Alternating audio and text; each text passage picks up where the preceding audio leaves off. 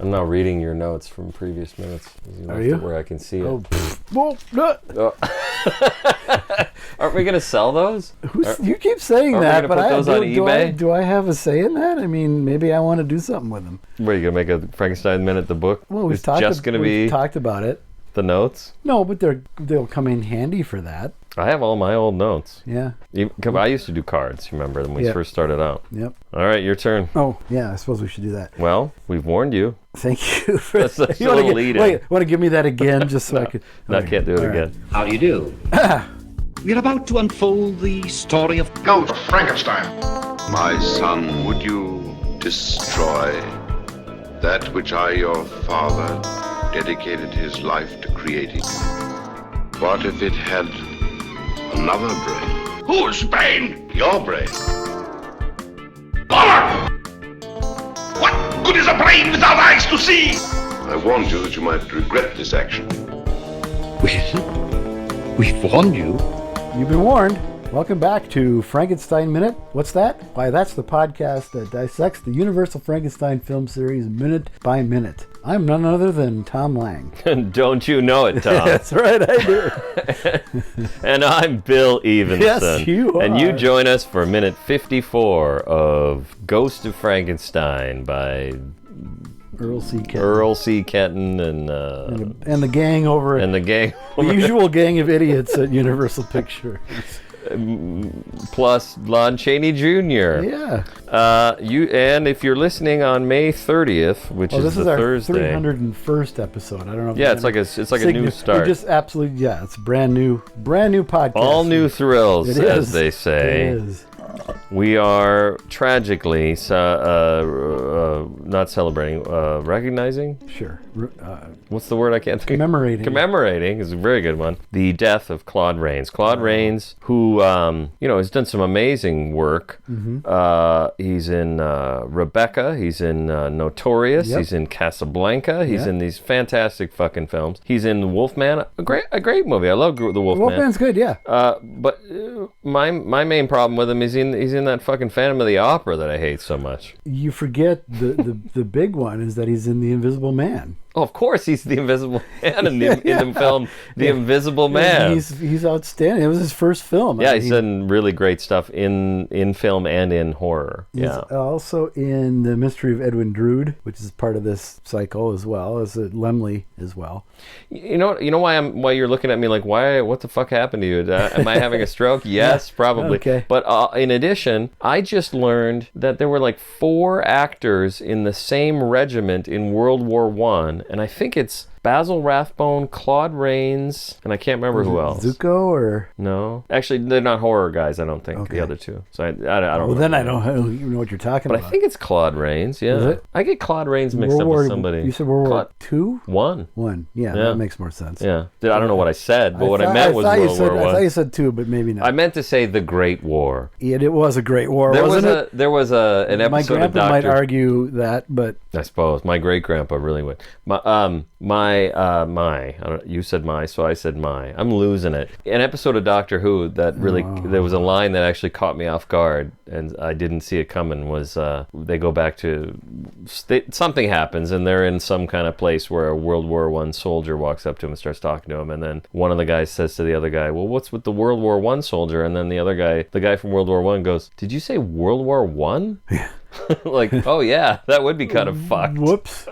Ew. Sorry. Yeah, my grandpa... They're really putting my foot in it. My grandpa refused to talk about his World War I experiences, and I found out... Your grandpa was in World War... You're that old. I am. Your grandpa was in World War... Because my grandpa was old when he died 30 years ago, and he was in World War II. Oh. Huh. Yeah, no, and I asked my grandma why he wouldn't talk about it, because I was just curious. You know, it's a fascinating piece of history, and he was there. It's because his brother was killed, and he just had to watch him hanging on the wire or whatever. For days till they were able to get him off of there. Yeah. So one of the things I learned about World War I was sometimes they would do that. They would put because they had to scramble to put together some of these divisions or whatever they're called, and they would do it just like a neighborhood. Like, well, these guys all are from this area, so they'll all work well together, and we'll do that. So then you got a group of troops who are ill-trained, and they're all from one town, and they get fucking slaughtered. So now you've wiped out that town. All the men in that town are dead.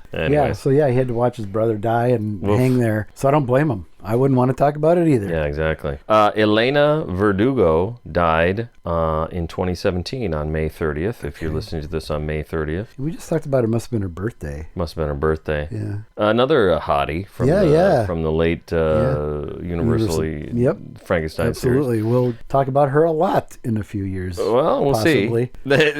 Tuesday will be the anniversary of the release of Captive Wild Woman. Oh, wow. That's a banner, Yeah, TCM, you're taking the day off. Yeah. TCM has a whole thing about it that day. Actually, you know what day that is? Well, no, I'll do one more first. Josephine Hutchinson died in 1998 on June 4th. But June 4th to me, and I did celebrate this last year, was a little more meaningful because it was the 50th anniversary. It's the 50th anniversary of the date mentioned in the Monty Python sketch in, I think it's Matching Tie and Handkerchief, where he says, Ralph Mellish, June the 4th, 1973 was a day like any other, and then the joke is nothing happens. Yeah. So that's that, and we got stuff coming. Oh, and we're done. Time's up. Thanks for playing, though. We had the Frankenstein Minute Home Edition. I hope that ding is loud enough. You might have to juice it. Are we overblowing that thing, or is that normal? It happens. I don't care. I mean, our listeners will just have to suffer. Yep. All right, and what happens in minute 54? I'll tell you. No, you go ahead. It's unclear if Junior has a change of heart, but he hands the stoic Chloe over to Ludwig. First thing I noticed as this is happening, maybe this is just me or because we do them at the same time like this, but we were mocking that theme that's done by the oboe or whatever. As soon as this minute starts, now it's kicked into the more of the string section has kicked in. I think maybe there's some cello, and it works way better. Yes. I think it's just that solo fucking oboe, because it's the same theme, it's the same song, and it now all of a sudden it works great. Yes, I agree. Okay. Because the oboe, I think it just accentuates sort of the bumbling aspect. It's like a slide whistle. It's This Red Letter Media did a bit recently. They were talking about they used to go to this B-movie fest, and there was a guy who would bring a slide whistle. And he said he was like an artist. He'd go half an hour without doing the slide whistle, and then you'd forget there was a slide whistle. Then he'd do it just enough, Because if you overdo the slide whistle, that's not good. It's no good. No. But now I'm going to bring a slide whistle totally every time I go to a movie. Yeah, why not? No matter what. Oppenheimer. I think that's marvelous. Showa. So you can cut that. Too soon. Always too soon. He hands Chloe over to Ludwig, who carries her off. And he almost looks like, well, I'm sorry. Yeah, I agree. I agree with that. But I think he still has it in his head that he's going to get her brain. Yes. And again, I don't think he understands. He certainly has been given no indication that it's not. Otherwise, yeah. And then, like you said, like I said last week, it's in the script that Ludwig tells him that. I mean, that isn't what happens here, but we don't see anything that doesn't tell him that. Right. And I like I said last week too, I wish that line were in the film, because I think that would help this a little bit. Yeah. But he almost looks like he's sorry, or something. He just has that sort of like defeated, like, okay, well, here you go. Yeah. It's not like he's giving, okay, well, let's get this started. Yeah. He's handing her to Ludwig to get the procedure started. This particular shot looks like he's, okay, you're right, this is a bad idea. But it doesn't fit. It doesn't fit the. Well, no, but it actually does. I was going to say, come to think of it, maybe it's a little bit better than if he had said, "Oh no, don't worry about it. We're going to cut her brain out for you." This is better in a way that it gives, because one of the things I said last week was this is not in keeping with the monster's character, and part of that was going to pay off this week. I was going to say this is way more in keeping with the monster's character, and I like the way you sold it. Yeah. That's even more in keeping with the monster's character. Like, I'm sorry, I was being a little belligerent, but I'm not going to hurt anybody. It is, but continuing in this minute doesn't bear that out. Yeah, well, let's go. All right. Elsa's thinking what we're all thinking is, Father, surely you're not going to ... Well, okay, so I do have one note just before that, which is he takes him off, like you said, then they show him, and he looks dumbfounded when they leave. Yeah. So there's an odd thing there, that I'm not 100% sure I get, which is, like, with that line in the script, obviously wouldn't work. He would be like, oh, don't worry about it, we're going to cut her brain out. But why doesn't he think that? Yeah. Like, I guess this is what I'm missing from a lot of the minutes lately, because it was pointed out recently. Maybe I'm not giving the monster enough credit for having any idea what the fuck is going on. Yeah. Because here, is he catches on to the fact that they're gonna just take her away, or is it more like he's like, oh shit, what did I just do? That's the thing. I have no idea what's going on in this movie. I don't know. Because, here it looks like he's like apologetic or has been put in his place. Right. But the rest of the minute doesn't bear that out. No, it changes. Yeah, he suddenly realizes, oh shit, they're just going to bring her back to the Husman house. Yep. And then they're going to find out about the fire. Oh shit. Oh God, now I'm really in trouble. So, okay, Father. Igor's going to be mad at me. Father, surely you're not going to. Yeah. And he says, take the child in there quickly. Yep. And she says, right away, and don't call me quickly. Boo. Sorry.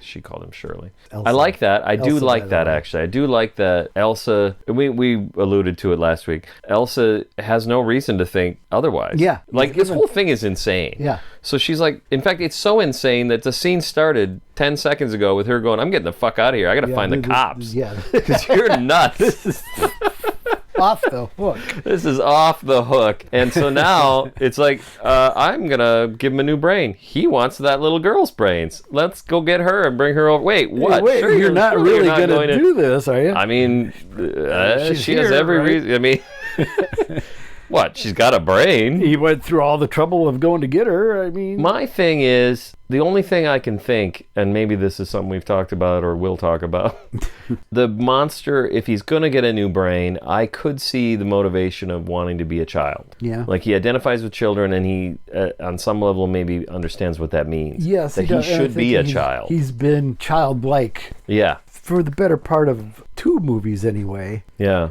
Doctor says I got a bad brain. I need a new brain.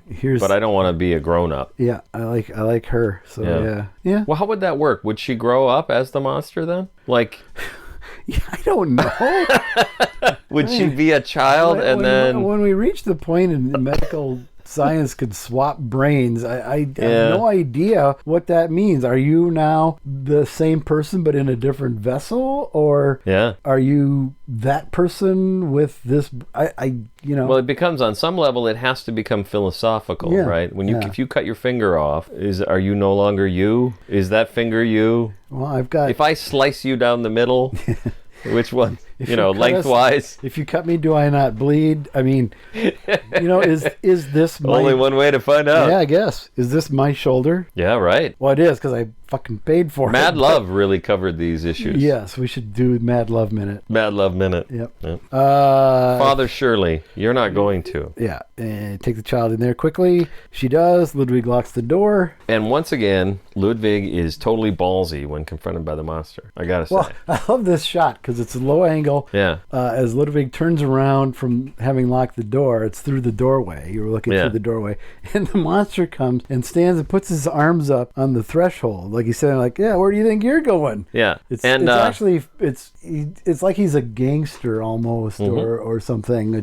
I always found it funny. When you say a gangster, I would say like his the muscle. Like a thug. Like Mike Mazurki doing it or something. Who? Oh Jesus, where do I start? Never mind. Don't start. So I'll say this: we watched the minutes this morning, Jackie and I went through once. I think I had to take dog out or something, and we watched it the second time around. And she said, "Why does he do that?" And I'm like, I don't know. Yeah. I'm not 100% sure. Yeah. The monster's motivations from moment to moment in this last couple of weeks. That's like what I was saying. It's like the shot previous of him, he looks like, oh, I'm sorry. Oh, yeah. You know, and now he's like, yeah, what the fuck you think you're doing? Where do you think you're going? Yeah, absolutely. The other part of it is you can forgive a lot by just, and I think I even said this a few weeks ago, by the monster's a dope.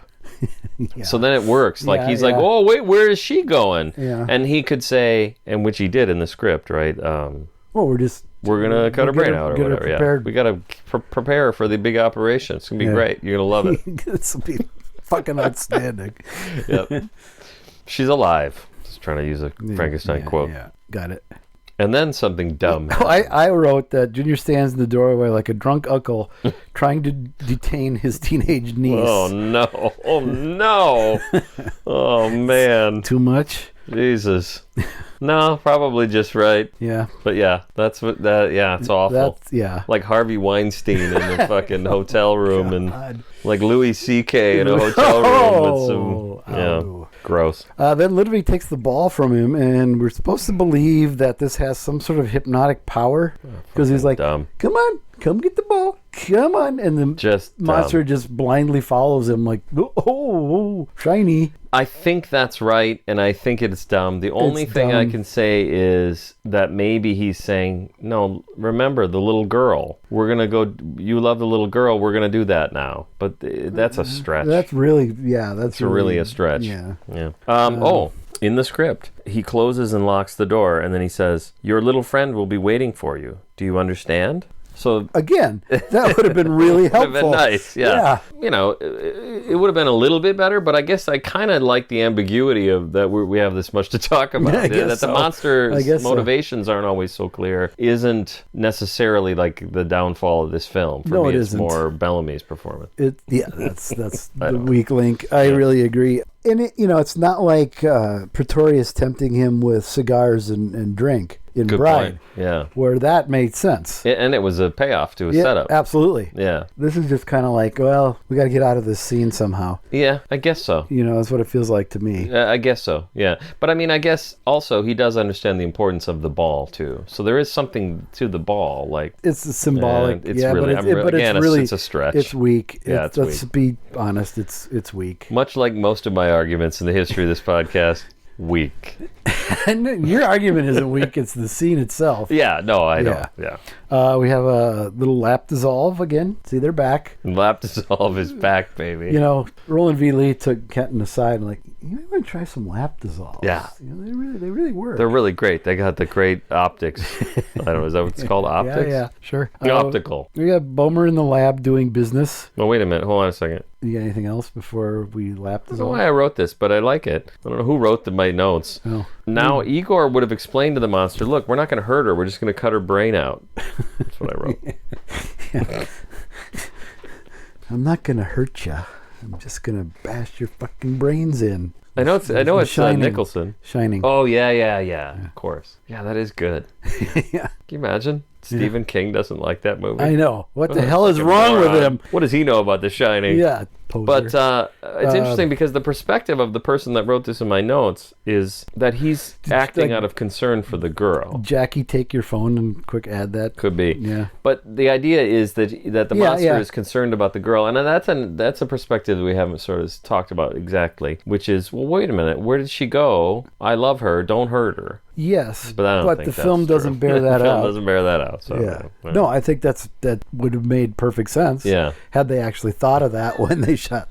They had a lot of shots to get through that day. Oh yeah. You stand here. This would be cool. Fucking I'm gonna put the camera down here. You stand right here. They took about a third of the time to shoot this than Lee took to shoot Son, and I suppose this thing was a B picture and. Here's your budget, here's your schedule, go. Yeah. So they didn't have the luxury of, first of all, a creative genius like Whale at the helm. And second of all, they didn't have the luxury of, well, I'm Roland V. Lee, I can do whatever the fuck I want and fuck the front office. And instead you have Hardwick who's like, can we cut the line where I say your little friend will be waiting for you? That's too much. We just grab the ball. It's more than I can bother to I know, do. I've memorized a lot already for this film.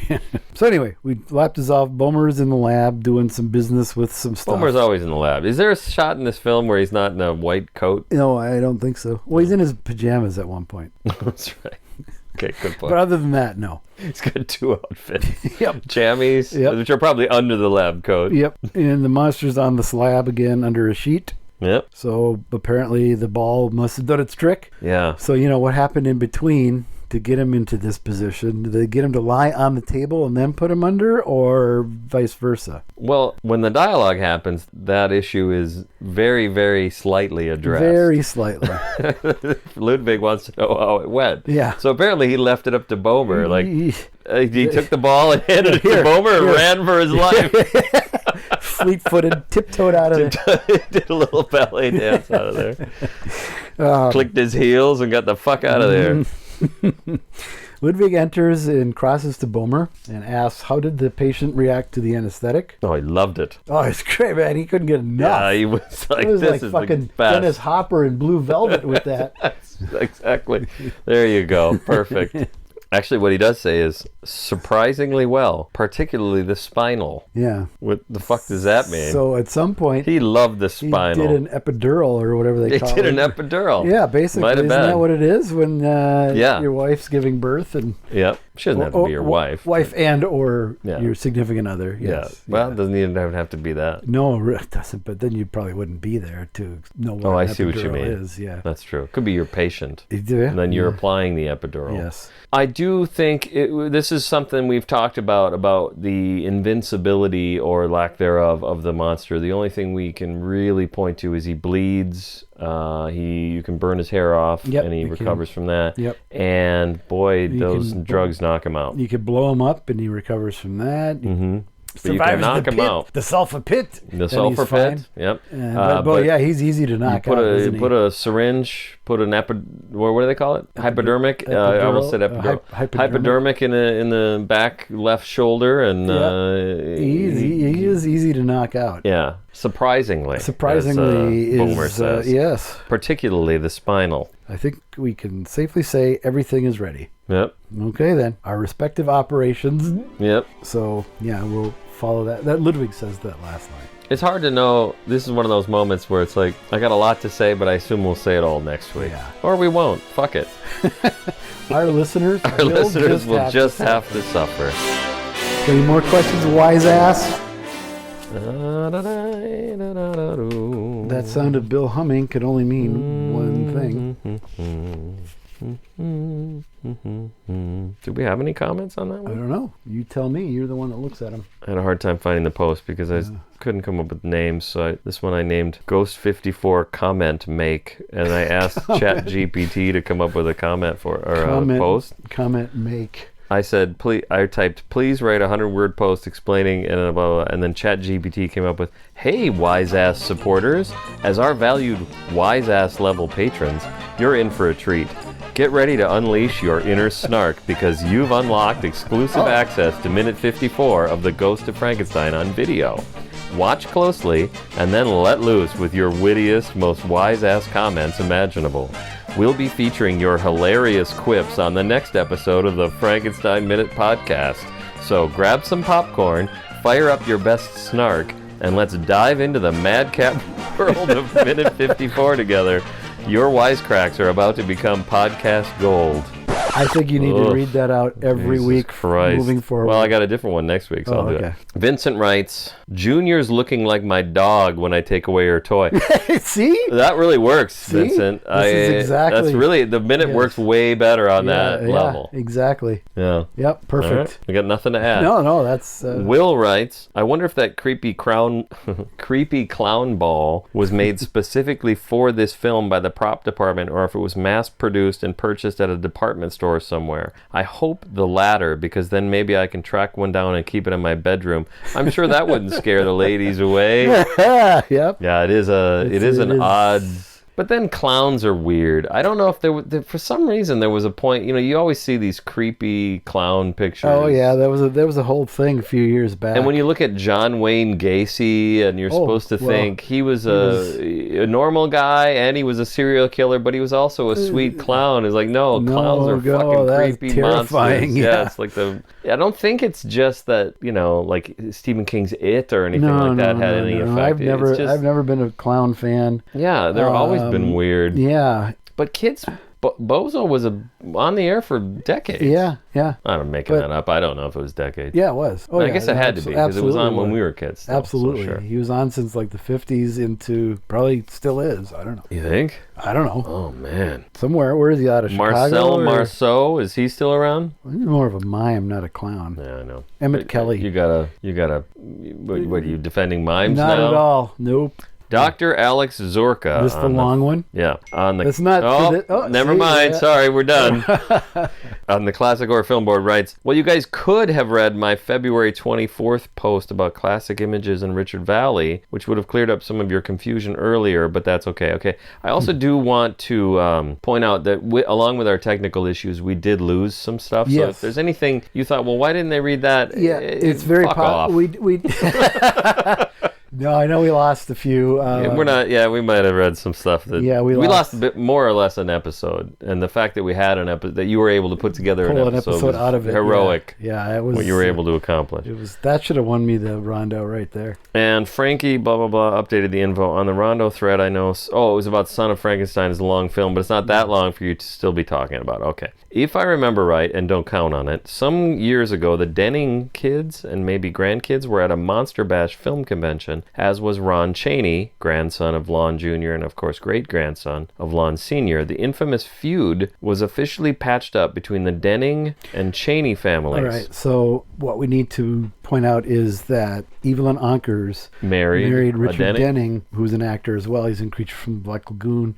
They moved to Hawaii. Richard Denning played the governor of Hawaii on Hawaii Five-0. Oh, I do know this. And the producers asked her if she would play his wife. She's like, fuck off. No, I'm done. I don't want to act. Yeah. I acted opposite of Lon Chaney Jr. You think I'm going to go back into that? I don't want to do that again. So what am I, Janet Ann Gallo? So the Denning kids would be her children. As for how to pronounce Evelyn Ankers, I mostly heard the standard Evelyn rather than Evelyn, but who am I to contradict the late Ralph Bellamy? Yeah. Everybody in the family pronounced her last name as Ankers, rhymed with anchors. Okay.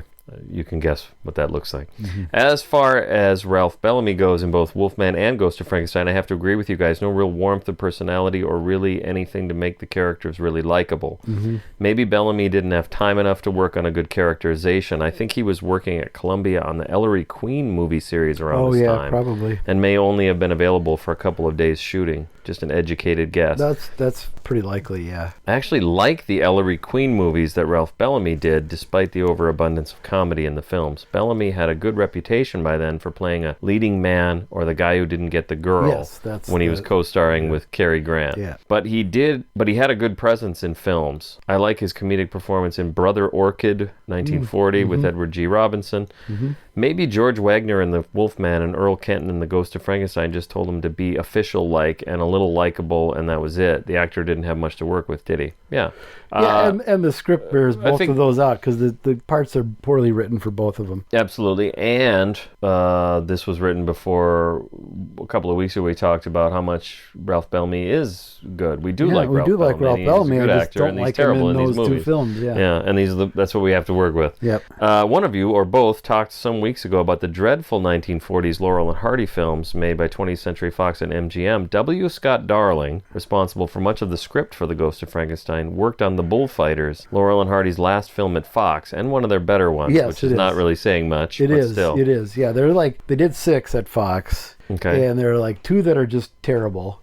There's 2 that are okay, and there's 2 that are pretty decent. And Bullfighters is one of the decent ones. Uh-huh. As I understand it, by this time in the series, Stan Laurel was given a little more freedom to work on the script than he had previously, so that helped a little. Yep. Stan Laurel is, as much as I'm just not a big Laurel and Hardy guy, I'm more of a Marx Brothers and then maybe Abbott and Costello. Well, God, sure. just in my history, I can recognize Stan Laurel's contribution to comedy. The guy was, I think he doesn't get enough credit. He's as much a comedic genius and comedic filmmaker as Chaplin and Keaton. right. Yeah. And he just doesn't get that credit because they weren't the Marx Brothers. Well, and that's what I didn't like about him. That's why I didn't watch him as a kid. I was more of a Marx Brothers kid. Yeah, well, obviously I am too. Yeah. But they were on constantly when I was growing up. You know what was on constantly when I was growing up, or maybe not on, but my mom was a librarian.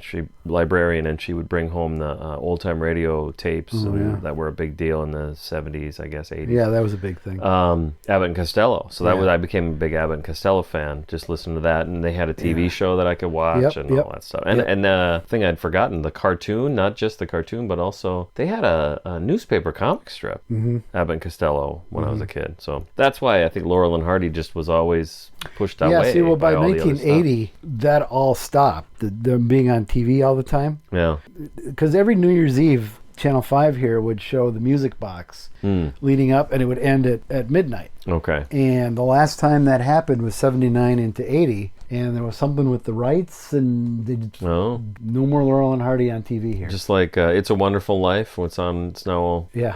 Somehow they found the rights or a something. way to, yeah. Dr. Alex also writes, I just wanted to note that I just watched a good old Twilight Zone episode tonight called Uncle Simon, starring Sir Cedric as a quite nasty uncle who is quite an inventor. I had forgotten how good he is in this. Very close, I think, towards the end of his acting career. Yeah, it would be. Any comments on this show? Barbara, bring me some hot chocolate. Do you know this one? Yeah, I do. It's been a very long time since I've seen it. I believe I have said a few times that Hardwick is a good actor in the right roles, and doesn't seem all that worried, all that interested in this one. No, that and the way the character is written has a little bit to do with it, but certainly I talked about The Lodger, and I believe he has mentioned it as well. He's really good in that. Okay. He shows up in these things all over the place. I mean, I mentioned him in Rope. Yeah, and like he narrates War of the Worlds, and he does a really good job. Okay, fine. So, we're stuck with him in this, unfortunately. Yeah. So, yeah, we're going to be a little hard on him where, we probably wouldn't be in something else. And he's not awful. bad. Yeah, he's not Ralph Bellamy. Yeah, kind of right, actually. Yeah. Good night, folks. That's all you got? That's all I got. All right. There's probably more shit, but I don't know. Maybe I'll double check. You want me to look for some more? Sure. Wait. That might be it. Okay. Yeah, that's it. That's all I got. All right. Over!